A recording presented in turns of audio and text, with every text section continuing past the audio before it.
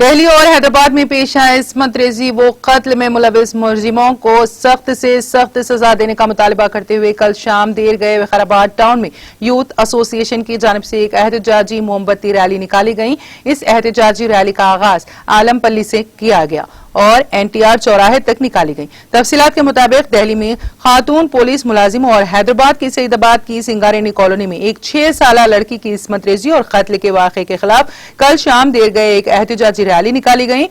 اس موقع پر مختلف احباب نے صحافیوں سے بات کرتے ہوئے بتایا کہ اس طرح کے وحشیانہ حرکت کرنے والوں کو فوری کڑی سزا دینی چاہیے تاکہ کوئی دوسرا ایسی حرکت نہ کر سکے۔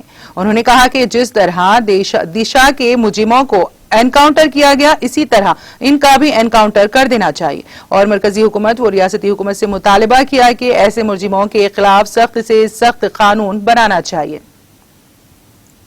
అసోసియేషన్ కి చాలా ధన్యవాదాలు చెప్తున్నాను। ఎందుకంటే నేను ఒక్క కాల్ మెసేజ్ పెట్టినందుకు మీరందరూ వచ్చారు। మన ఈ ర్యాలీని రాబియా ఇంకోటి మన చిన్న పాప చైత్ర ఇద్దరిని న్యాయం దొరుకుతుందని నేను ఈ మన ర్యాలీ తరపున వాళ్ళకు ఇద్దరికి న్యాయం దొరుకుతుందని నా తరపున ఆశిస్తున్నాను। నేను ఈ తెలంగాణ ముఖ్యమంత్రి గౌరవ ముఖ్యమంత్రి కేసీఆర్ గారిని ఇంతకు ముందు మీరందరికీ తెలుసు డాక్టర్ గారి రేప్ తర్వాత వాళ్ళని ఎన్కౌంటర్ ఎలా చేశారు వీని గుణంగా ప్రియాంక।